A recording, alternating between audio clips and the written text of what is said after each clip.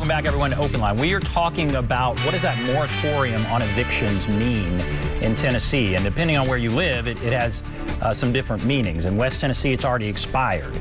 In Middle and East Tennessee, it will expire at a date that I believe one of our panelists is going to tell us. Larry BRIDGESMITH wants to jump in with that. But when will this expire for the rest of the state?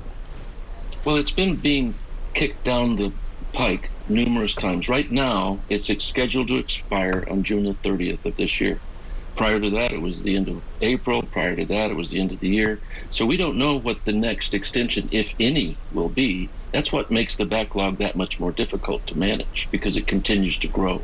And yeah, this has kept getting kind of pushed back. And the question is, when will it end? And it's obviously already ended in West Tennessee. All right, I'm going to start taking some calls. Let's go to Ann. Hello, Ann? Yes, I have a comment and a question. And my comment is that in 2020, there were 865 evictions in Davidson County. And so far this year, there have been at least 81. But my question is, what are you doing to let people know that if they do not show up on their hearing date, that they will automatically be evicted, which this happened to 74 people last week. So in Davidson County, where the moratorium has been in place since last year, 2020, we are still having evictions, and my numbers are out of the mouth of Darren Hall, who has the employees serve the evictions. So my numbers are quite accurate. Okay. And that would be my question. Okay, last week. Okay, yeah. Last week there were 74 evictions. Okay, take her call, and who wants to take that? I'll say Larry. The question, okay, well, the question she poses is a legitimate one, and it's of concern to us all, because each judge can decide whether or not, under the circumstances of the moratorium, whether someone qualifies to have the benefits of that moratorium. So that becomes a case-by-case decision. So to her point that is really critical, if you don't show up, you will be in default. And at that point, it's an automatic eviction. So the problem with many people being served with these procedures is they don't understand that doing nothing is not going to help them in the least. Matter of fact, it will expedite the time in which they might find themselves on the street with their goods taken out by the sheriff. So that's the real problem with this crisis. And you can't say nothing. Yeah, you must show up. If you're given a court date, you must show up or you lose. It means you'll be evicted. Mm-hmm. Right. And evictions are still taking place I guess a landlord could say that you're damaging his property. Correct. Or something else, right? I mean, do you want to take that, Ann Louise? I mean, Sure. This moratorium on evictions is about not being able to pay rent, but there are other ways you can still be evicted. Is that right? Correct. Right. That is correct. Yes, there are other ways you can still be evicted. This is only applicable to non-payment of rent. And I would add to Larry about how what we are trying to do to educate people to show up is for access to justice. We have some social media accounts, and we just push out information. Everything that we push out towards people that don't have the opportunity of having a lawyer with them is just to show up and participate. If you participate in your legal process, it's going to be better than if you just bury your head in the sand and ignore it. Because as Larry said, as you said, if you don't go, then you're going to get a default judgment against you. And in evictions, depending on, especially if you have any type of public housing or Section 8 housing, you don't want an evictions on your record. And because that follows you along, and the panel that's coming afterwards can talk a little bit more of that. But just every type of all of our partners, we always stress to just participate as much as you can, as best as you can. And we are here to try to provide resources to help you get some type of legal information or legal advice when and if you can't afford a lawyer. You get a subpoena to go into court. You don't have, you get a lawyer if you can, but I'm assuming if you're struggling with rent, you're probably not going to be able to get a lawyer. Should that prevent you from going into court? No. You should always. Speak to that.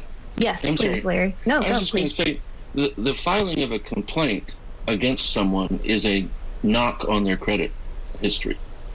The non-appearance, the creation of a default, is another knock on their credit history. Then the eviction itself is another knock on the credit history. So it just continues to build. Doing nothing is the worst thing that you can do. Have you seen, and I'll ask any of you this, have you seen cases where landlords maybe are frustrated, they're not being paid, and they're trying to evict people for other things? I mean, they can be evicted for damage of property. And so maybe they're saying so-and-so damaged property, and maybe there's no proof of that. I mean, are you seeing landlords trying to go around this moratorium with some other things, or have you not seen that? Go ahead. I was just going to say that might be a great question for Carrie, who is actually, where the rubber meets the road, in court going through these housing issues all the time. But Ben, to your point, the landlords do have rights too. Maybe they haven't been paid for an entire year. You cannot, be part of illegal activity or violent behavior against another tenant, somebody in your own family, or damage to the property. So, we want to also say that landlords have rights too. And the other reason we want landlords to be made somewhat whole is so that they continue to provide affordable housing for people. Right. Okay, let's go to Lucy here. Hello, Lucy. Hey, y'all. Well, Mr. BRIDGESMITH, I think his name is, I think he's kind of hit on a little bit what I'm calling about. Now, listen, I'm calling from Davidson County. About 20 years ago, I was running into a lot of homeless people living under the bridge. Their reason being was they'd been in a car accident and didn't have insurance or a medical thing. It ruined their credit. They couldn't get an apartment. They were living under the bridge. About 15 years ago, I started seeing families, women and children, in their cars at night, camping out at McDonald's to kind of kill time until they could get into shelter and whatnot.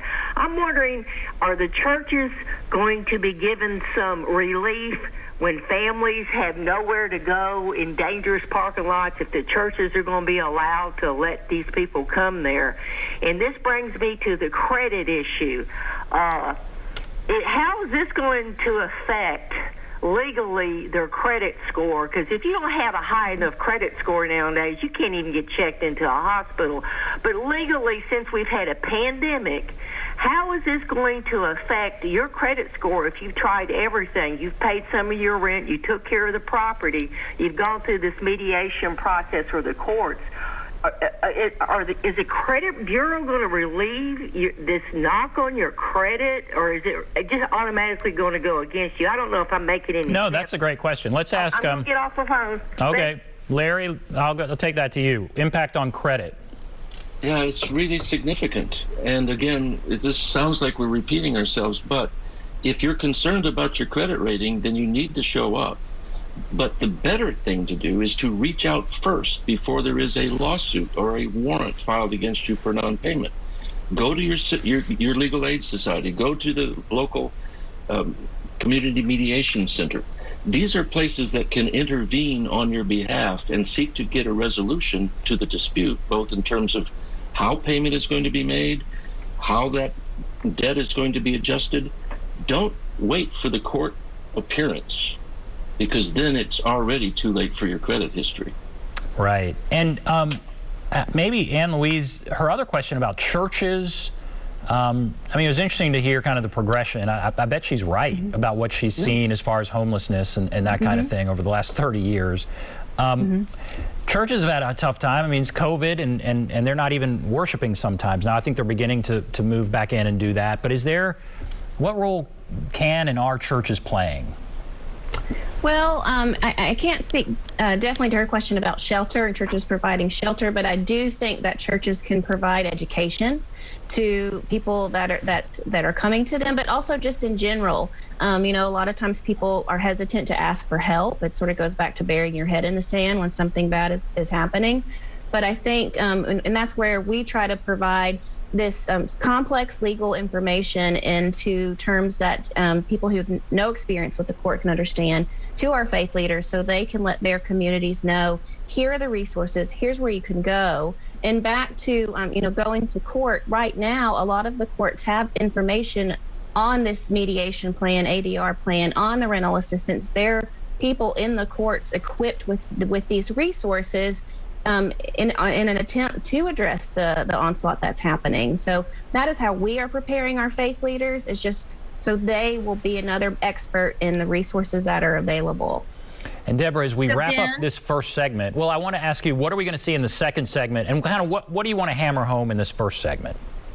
Absolutely. Well, first is doing nothing is not helpful. So we want people to learn about this. If you are in trouble, either with your rental assistance or other social services, please reach out. And we have given you a lot of resources that you can put up on the screen.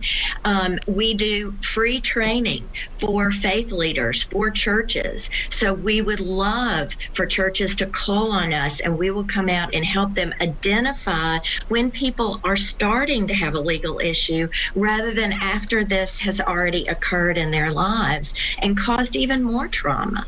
The other thing, Dr. Burks, who will be on next, actually leads the Faith and Justice Department for the Department of Mental Health. So he will be talking about their 350, I think, or maybe more, partners across the whole state that are faith leaders. Okay, well, great. That really, that sets the table, again, for the second half of the show. I appreciate each of you. Thank you for coming on. And now we're going to take a break, and I encourage you to call in, again, with any questions you have. We're going to have a new group, panelists up here, who can help answer your questions about this moratorium. If you have a specific question, this is a great time to help get that answered. Take a break. Be back right after this.